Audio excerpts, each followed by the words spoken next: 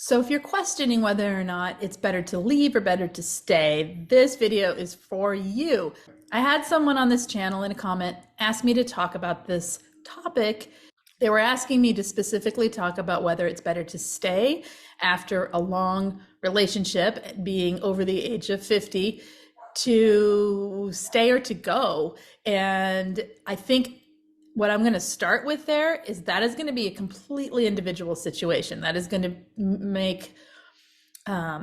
be something that someone has to decide for themselves. But let's talk about first what it's like to stay with a narcissist, okay? What it's like after a long marriage or a long relationship, or whether they're your parent and you've been with them your whole life, and remain in contact, remain in a close relationship, remain in a living relationship, especially with a narcissistic person. So I'm Lise Colucci, and I am here to help you understand and heal from things related to narcissists in your life. I'm also here to help you to transform your life after being with narcissistic people or toxic people and having the traumas that affect your life. So if you hit the thumbs up, hit subscribe, let's talk right now about what it's like when you stay with a narcissist.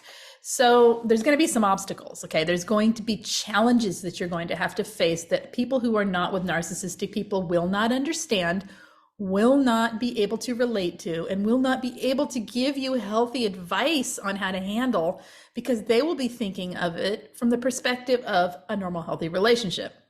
So some of those obstacles are you're going to feel like your self-worth is nothing. You are going to feel diminished. You're going to feel devalued.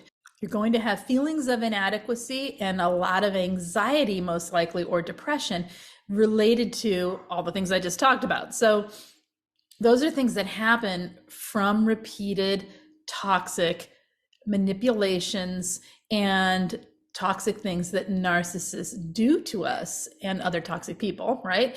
So another thing that happens, though, is because some people who stay are pretty tough cookies, right? They can be emotionally very able to be in control of their emotions versus all the feelings being right on the surface.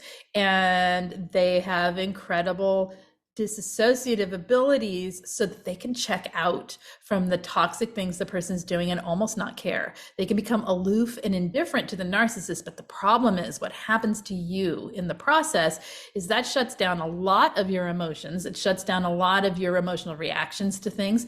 It shuts down most of it. And so you kind of stay in this fog.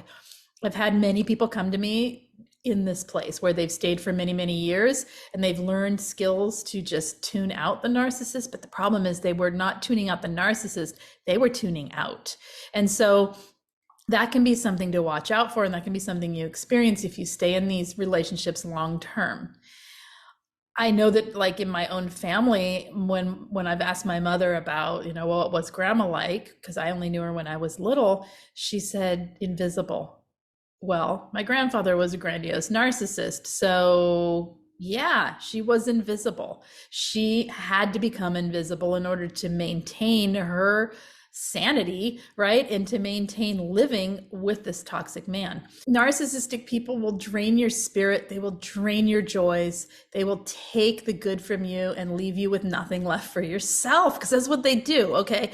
And understand also that a lot of people who are in long-term relationships with narcissistic people or toxic people of any kind end up with physical ailments, with autoimmune issues, with pain, with all sorts of body reactions to this relationship that they've been living with, to the stress of the relationship, okay? So that's a whole lot of negative, but let's talk about for people who just don't want to leave or can't leave, or for whatever reason are choosing to stay in the relationship, or are trying to weigh whether that is better than what it would be if you actually left. Okay, and only you know that for yourself. What would that be if you actually left? So here's the thing. If you're going to stay with a person, or if you are debating it or you're trying to figure it out, talk to someone. Talk to someone who gets it.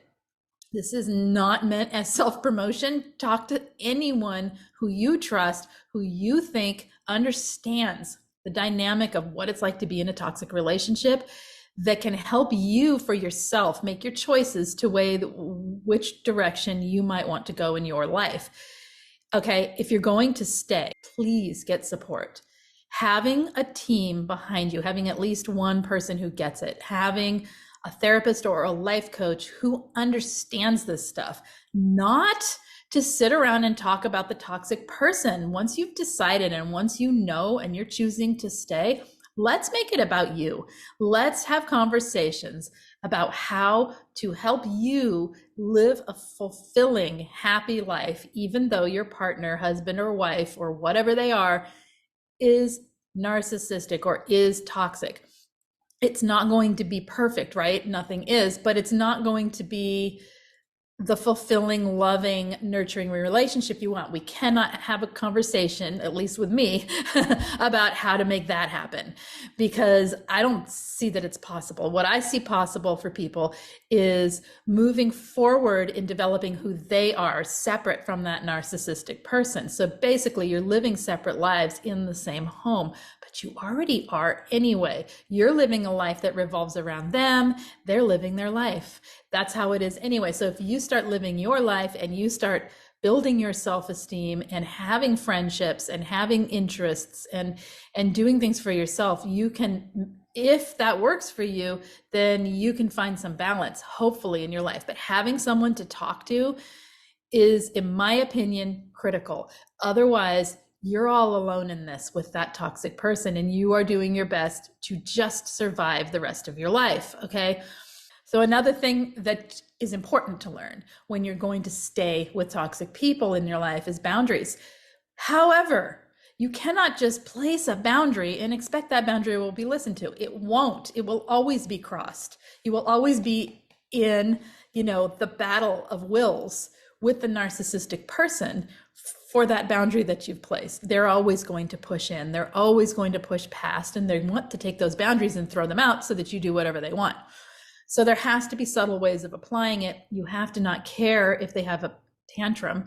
There's lots of things that goes with this boundary setting. It's not just set a boundary, okay? There's a lot of details that go with it that we can talk about how to set boundaries in another video, but this is something you're going to have to learn, because otherwise you are a doormat and you're walked all over with toxic people, okay? And you're going to have to understand that you're going to have to walk on eggshells. That won't go away. You're going to have to deal with a narcissist. So you need to understand how they operate, how they function, and you need to learn to mitigate it and diffuse things before they escalate. You cannot engage in a normal, healthy argument with a toxic person.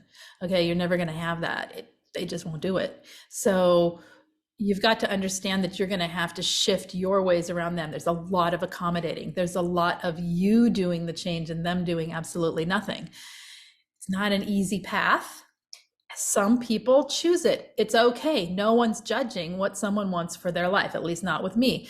So these are things I can see that you're going to have to face, to deal with, and to come to terms with. So please get support. Please get something out there for yourself that allows you to have more and more and more healing in your life, even though you have this toxic person there. What about if you want to leave? If you want to leave, what's that going to look like? So what I would suggest, if you're trying to make that choice, really research what it will look like. Talk to an attorney if you're married and see what it would look like financially. Talk to a financial advisor. Talk to anyone that can give you the facts. Take the facts and look at them. Emotionally, you can deal with it. You will be better off, okay, emotionally. But the rest of the facts, and I get there's a lot of reasons people don't leave. So look at those facts and see what your life will be or could be, and go from there. Without that information, you're kind of just making a choice, like flipping a coin, right? So I would start there. And from there, I can't really speak more on that unless I have the specifics of a person's situation. So I hope that helps. I hope that answers the question to the viewer who asked. My name is Lise Colucci. Hit the thumbs up. Hit the subscribe if you need coaching, group coaching, or anything else, peer support. There's information in the main description of every video.